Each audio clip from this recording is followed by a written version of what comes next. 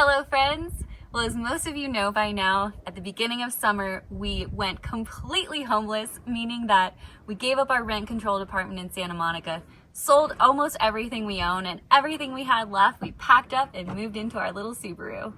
So we've been experimenting with different ways to do this nomad life, between house sitting for our friends, staying in cheap motels and Airbnbs, and living completely off-grid. But for us, what it comes down to with this new life are three important things. Number one, we have to keep working, both for our own jobs, but also we want to be able to keep making our YouTube videos and sharing them with you guys. So we have to be able to stay connected wherever we are in the world. Number two, we want to minimize our spending as much as possible. Especially for me, I am still very intensely working towards reaching complete financial independence, so we do not want to be spending a lot of money. And number three is maximizing adventure. We don't just want to post up somewhere in the boonies and not have access to amazing hikes and climbs. But as most of you know, being super close to the most beautiful places in the world also means you're paying a premium for lodging. If you saw our most recent adventure, you probably saw that we got to explore the beautiful Aspen, Colorado at peak fall foliage season. But oh my God, hotels in Aspen, because of peak fall season, were going for over $1,000 a night. That is insane. I don't know who is paying that, but we are definitely not willing to pay even a fifth of that.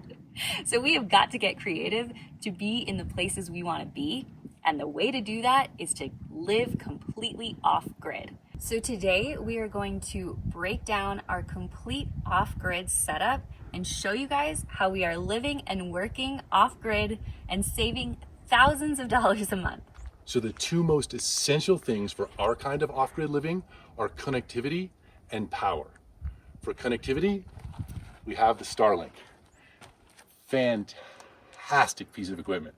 You just set it up basically anywhere that you have line of sight to the sky, and bam, you are connected with as good of internet service as you get in any city.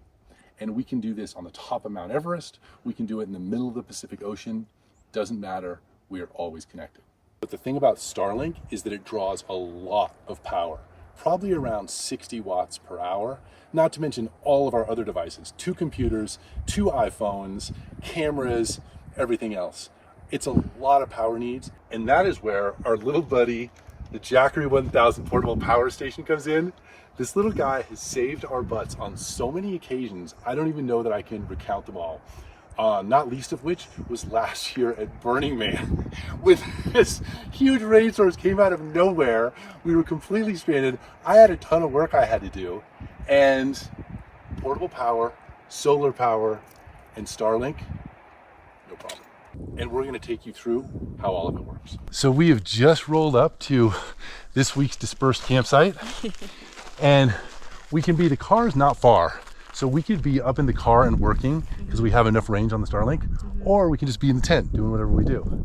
It's really nice to have actually 2 private spaces to be each able to work. So you can be in the car if you have a really important phone call abroad, and I can just be like working on a YouTube video from the campsite. Absolutely. Best thing about the Jackery is that it's portable. Now you wouldn't want to hike 20 miles carrying this thing, but if you have to go half a mile or a mile from the car to get yourself all set up with tent camping sites, no problem. Then you can see, here's the entire setup. We got Starlink, we got the Jackery and solar. The solar is incredibly easy to use. You just unfold it, face it toward the sun, and lean back.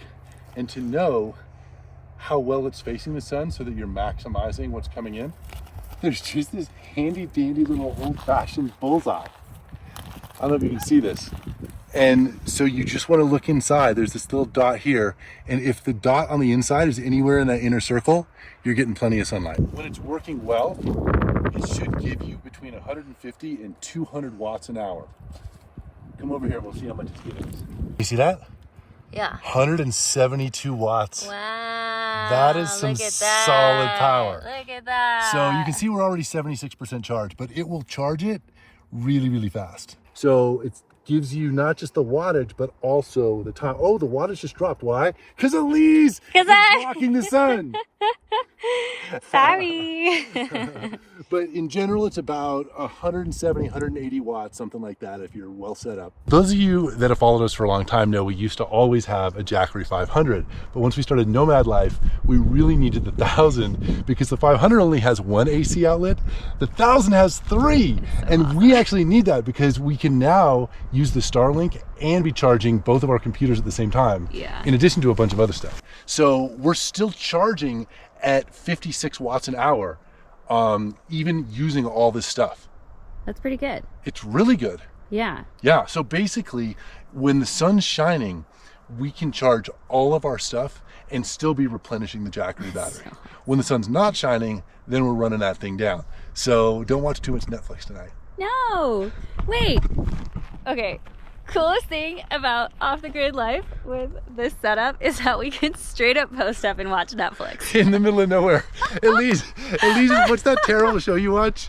Oh my God, Love is Blind. Oh my God. So I'll like Adam's always getting so mad. Anytime he comes to the tent and I'm watching Love is Blind, he gets so grumpy. He's like, Elise, how can you watch such a show? Guys, Love is Blind. Come on. Can anybody back me on this? Terrible. So here is our whole little setup. We've got Adam over here plugging our Starlink into our Jackery. We've got our solar system set up. Our little cute tent back there. Our car is back there. We could just post up and work right now all day if we wanted. Yeah, I just plugged it in, so we are up and running. So we're just gonna show you guys, we're gonna go get on the internet right now. Middle of freaking nowhere. We have absolutely no phone reception. By the way, when we're trying to get to one of these sites, if we don't get to the right place, we have to actually set up the Starlink in order to even be able to download a new map. Yeah, sometimes these dispersed campsites, what you'll get from the Google map, it will take you to a totally wrong place, and so you'll have to get on the Starlink, re-navigate. Eventually we get there, but it can be a whole process. Elise just chilling like a villain. Elise, what are you doing? I'm actually trying to respond to some comments. Oh, that's so nice. You guys. I love that we can do that from the middle of nowhere. Like live action. I'm responding to, wait, who am I going to respond to? Bruce Tecklenburg. He told us we nailed it on Aspen in the Maroon Bells. Thanks, Bruce. We totally did nail it. Look, for Bruce. There it is. Oh, there it is. LH2. Yes. This is comfy too. The ground we picked, there's like no rocks. It's like very comfortable. It's gonna make pine needles are really nice. Yeah, it's gonna make a good night's sleep. Okay, so that is our entire electrical and connectivity setup. Yes. If you guys are interested in it, the Jackery 1000 with solar setup, we're gonna link to it. It's a great way to support the channel. We'll get a little something, right, if they order it through the link? A little bit, yeah. So if you are going to buy it, please use our link. It does help us out. Yeah. And now we're going to break down the other major areas of our off-grid lifestyle, including sleeping, food, and how we keep that food away from bears. Gotta keep it away from bears. And how we pack and travel with all this stuff in an economical way. Okay, so for sleeping, we have two options. We can either sleep in the tent. We can also sleep in the car. We have a little bed in the back. Sometimes we will both sleep in the tent. Sometimes we'll both sleep in the car. Sometimes if I'm just, you know, a little irked with Adam, maybe I'll make him sleep in the tent and I'll sleep in the car. Should I just close that? Yeah. The tent should also be called the doghouse. The tent is the doghouse, guys. So this is our little bed setup in the back of the Subaru. It looks pretty comfortable, and honestly, it actually is. The great thing about the Subaru was that it basically has, it's almost a totally lie flat back, and so we didn't have to build a special bed for the back of this. We just plopped our mattress down, put down some blankets. We're living the life of luxury back here. I will say, the one thing about our current setup is that it is not designed for stealth car camping.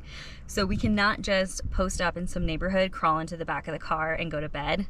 As you will see, we have so much stuff that we put into the back of this little Subi. There's just no way we'd have nowhere to put our stuff if we were also in here. So it's not ideal for that, but for everything else, if we can find BLM land, areas where we can go disperse campsites, it's perfect. All right, guys, when it comes to our food situation, y'all know that I need to be well stocked at all times. I burn a lot of calories. So we have a big old Yeti cooler that has lots of stuff in it, including tons of milk. And we have this dry food bag. It's got lots of cereal. Do you think that you have enough grape nuts? You got Pop-Tarts in here. You got tuna fish. Oh, a bear's dream. Yeah, well, that's the one thing. And bears can actually be a big issue in a lot of places where we camp. And often, especially if it's dispersed camping, there's no bear boxes or anything like that to put your stuff.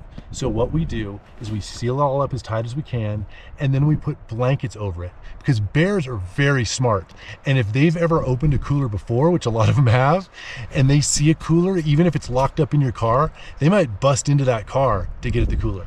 However, if the cooler is covered with blankets, the bear's like, I smell something, but I don't know. And they're much less likely to break into the car. So even when we're safely ensconced in our tent, which we never have any food or any kind of smelly things in, we always make sure to hide our food from potential bears. No bears. No bears. No bears. Well, when it comes to packing, it's pretty hard to beat this Thule car top carrier. This thing can hold 4 of these big bags like this. You slide them in, and then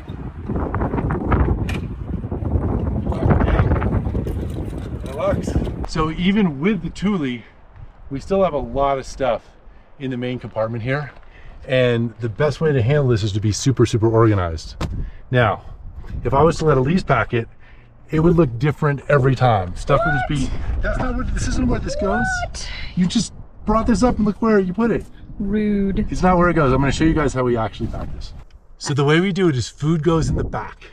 Dry food on this side, Yeti on this side, and Elise's stuff in the middle. So Elise has easy access anytime we open the trunk to get her girl stuff. Thank you. And then if we're carrying a bunch of extra stuff, there's things can go on top of this if need be, but it will reduce visibility.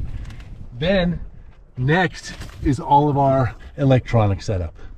So we got the Starlink, we got the solar, we got the Jackery. That goes there. Any extra stuff can go here, and any soft stuff like our blankets and pillows can come across the top of this. And then in the front is my stuff, because we got to have access to that, because I'm always driving, and if I need something, I want Elise just to be able to kind of reach back and hand me my sunglasses or whatever. And that's the basic setup in here.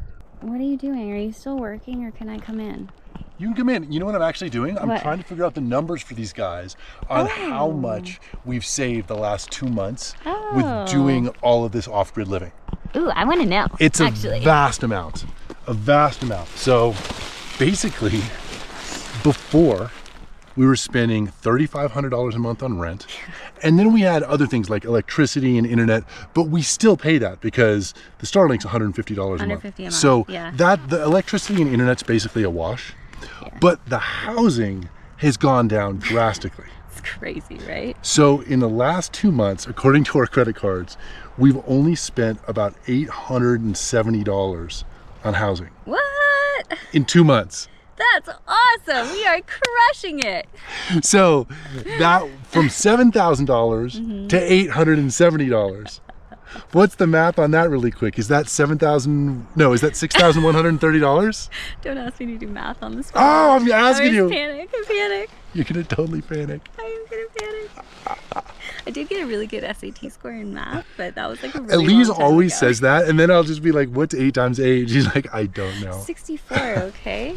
See? What's 8 times 16? Don't ask me. Oh, 128! 16 is just double 8. I keep telling Adam that I'm really smart, but he doesn't believe me. See? Did we just prove it right here? I got straight A's. Okay? Anyway. 8 times 8 is what, 4th grade? I think 5th grade math and below, you're strong. Okay. Everyone just calm down right now. I am smart, I promise. I'll show you my report cards. Back to the moral of the story. We are saving a lot of money. A lot of money! Yeah. Okay, definitely, I would say we're saving, this past 2 months, we saved probably $6,000. And you guys know where that's going. That's going straight into dividend funds, bonds, things like that are gonna fuel our full-time early retirement when we don't even have to work at all. Woohoo! FI, here we come. In the meantime, off-grid living is doing it right. We're doing the right thing. What do you want to do now? Well, I mean, I could read a book. And No books. I'm always trying to read books. Why are you always trying to do stuff without me? All right, I do have an idea. What? We still have the setup going. Starlink is on. We could watch Lincoln Lawyer. Let's definitely watch Lincoln Lawyer. Really fun series if you guys haven't seen it. Hope you guys had fun learning about our total off-grid setup today. Definitely let us know if you have questions. Oh, I'm sure you guys will have questions. There's probably so much we forgot to talk about, but at least we got to give you guys sort of a view of what we're doing and how much it's freaking saving us and why. So awesome. It is awesome. Between this and house sitting, we are really progressing towards our goals. If anybody needs a house sitter, you know who to call. You do. Especially if you live in a really cool area with like really good, you know. If you have a really nice house and you live in a really great area, just hit us up. I mean, as much as we love all you guys that live in Nebraska, Nebraska might not be the most mountainous terrain. Love y'all. We'll see you next time. See you guys next time out on the trails.